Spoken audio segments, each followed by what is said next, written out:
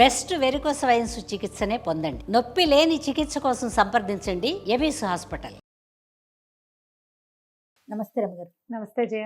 రమగారు, మనము ఆల్వార్ల గాథలు చెప్పుకుంటున్నాం కదా, ఇంకొక ఆల్వార్ గురించి, తిరుప్పాణ ఆళ్వార్ గురించి చెప్తాం. రమగారు, ఎట్లా అంటే ఎక్కడి నుంచి మీరు ఈ ఆల్వార్ల గాథలు తీసుకుంటున్నారు? ఆళ్వార్ రూపంలో ఉన్నాయా? పుస్తకాలే 2-3 పుస్తకాలు ఉన్నాయి, అందులో నుంచి తీసుకోవటమే. కొన్ని కథలు నాకు తెలుసు, చిన్నప్పుడు విన్నవి కొన్ని.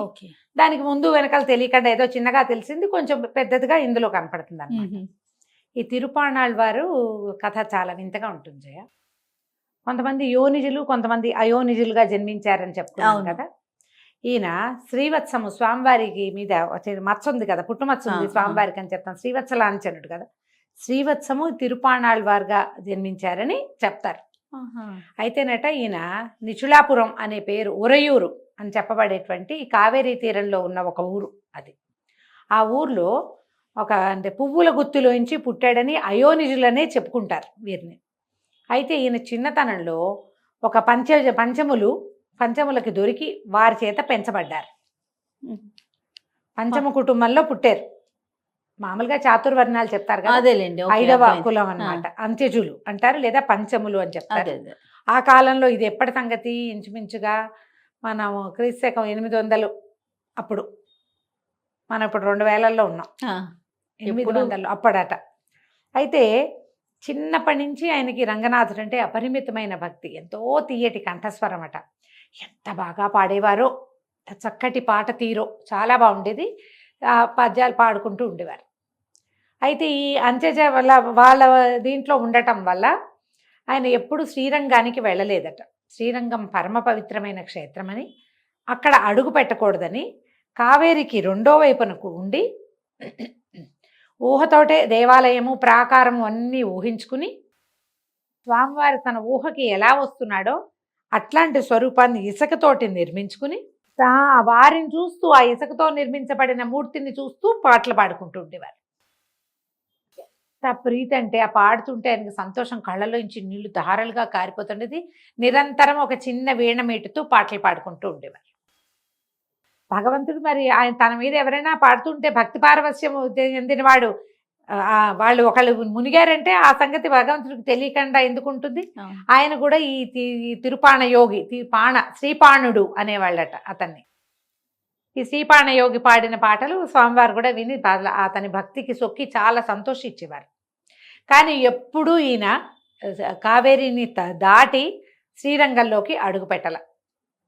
నేను ఇట్లా వీళ్ళతో పాటు ఉంటాను కాబట్టి, పవిత్రమైన క్షేత్రం, శ్రీ వైష్ణవులే వెళ్ళాలి, మనం వెళ్ళకూడదని ఆయన వెళ్ళేవాడు కాదట. అయితే ఆ సమయంలోనట లోకసారంగుడు అనే పేరున్నటువంటి ఒక యోగి, ఒక ఆయన రోజు భగవంతుడిని సేవించేవారు. ఆయన కావేరీ తీరానికి వచ్చి నీళ్లు ముంచుకుని, నీళ్లు పట్టుకెళ్ళి స్వామివారికి అర్ఘ్యం పాద్యం సేవాకాలాలు జరుపుతారు కదా, ఈయన లోకసారంగ ముని తీసుకెళ్ళిన నీటిని వాడేవారు.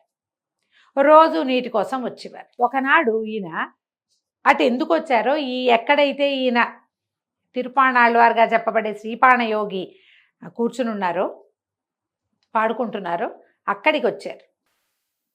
ఈయన ఈ పంచములు కట్టుకునేటువంటి వస్త్రధారణ వేరేగా ఉండేది, బట్టలు కూడా వేరే ఉండేది. చూసేసరికి తప్పుకోమన్నారు, లోకసారంగులు తప్పుకోమన్నారు.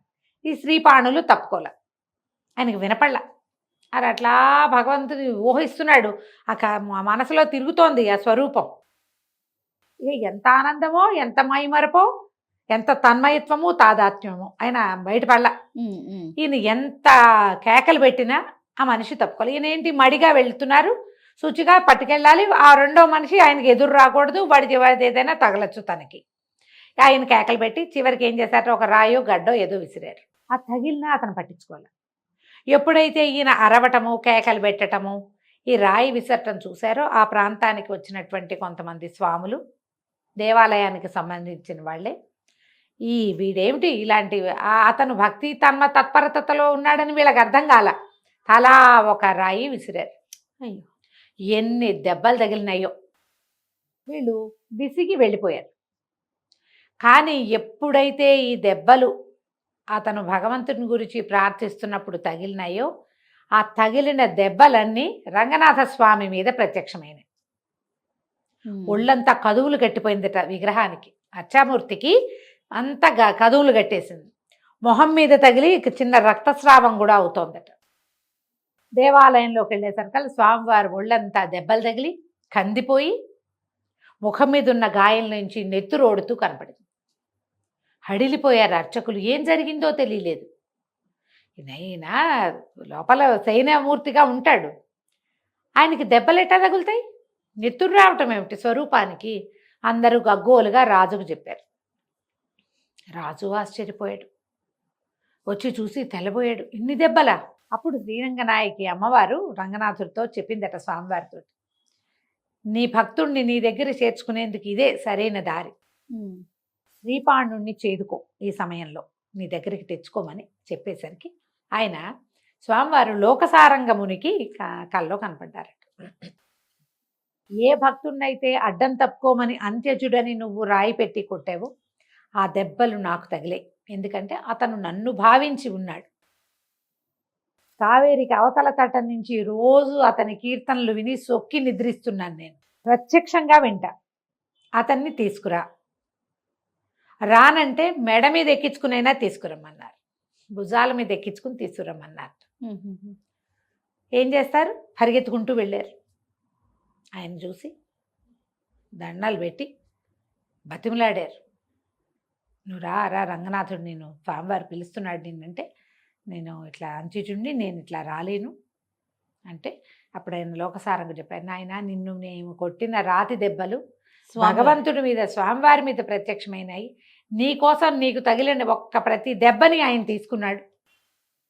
ప్రత్యక్షంలో నీ గానం వినాలని కుతూహలపడుతున్నాడు, నిన్ను తీసుకురమ్మన్నాడు. నువ్వు రాకపోతే భుజాల మీద ఎక్కించుకుని తెమ్మన్నాడు అని చెప్పేసరికి ఆయన ఇంకేం సార్ భగవంతుడు ఆజ్ఞగా భావించి దండం పెట్టి నుంచుంటే ఈ లోకసారంగులు అతనిని ఎత్తి తన భుజాల మీద కూర్చోబెట్టుకుని దేవాలయంలోకి తీసుకొచ్చారు. పక్షీంద్రుడి మీద రంగనాథుడు ఎక్కినట్టుగా ఈ లోకసారంగముని మీద శ్రీపాణయోగి ఎక్కారట.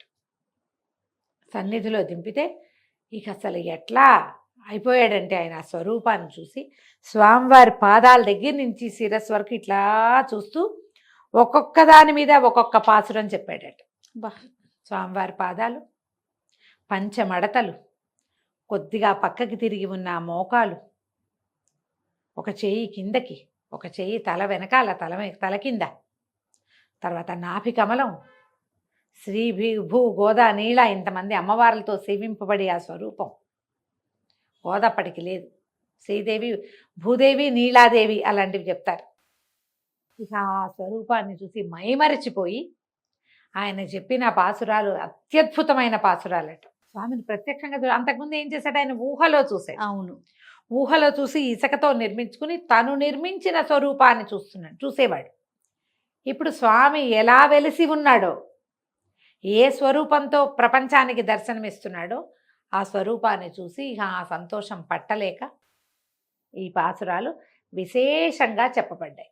ఆయన శ్రీరంగనాథుడిలో ఐక్యమైపోయారు అని చెప్తారు. రంగనాథ స్వామి తన శ్రీవత్సాన్ని మళ్ళీ తన దగ్గరికి చేర్చుకున్నారు. ఇక కులమత విచక్షణ లేనే లేదు. ఎవరైనా వైష్ణవులు కావచ్చు, ఎవరైనా రంగనాథుని చూడొచ్చు. ఇలా అంత్యజ కులంలో పుట్టినా కూడా ఉన్నా కూడా, అంటే పుట్టలేదు, ఆయన అయోనిజుడుగానే చెప్పబడతారు. ఈ మునివాహన సేవ అప్పుడు జరిగిందనమాట. బాగుంది.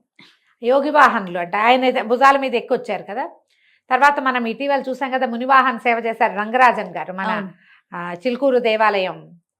అవును, పారంపర్య ప్రధానార్చకులు రంగరాజన్ గారు. వారు సంస్కృతం కూడా ఎంత బాగా మాట్లాడతారోనమ్మా. ఇంగ్లీషు, తెలుగు, సంస్కృతము చాలా బాగా మాట్లాడతారు. ఈ మునివాహన సేవ చేసి దళితుడిని ఒకరిని భుజాల మీద ఎక్కించుకుని దేవాలయ దర్శనం చేయించారు. విశేషమైనది కదా ఇది. ఇప్పుడు ఇక్కడ జరిగిందనమాట. దీనిలాంటిదే వారు చేసి ఉండొచ్చు, బహుశా ఇట్లా జరిగి ఉండొచ్చు.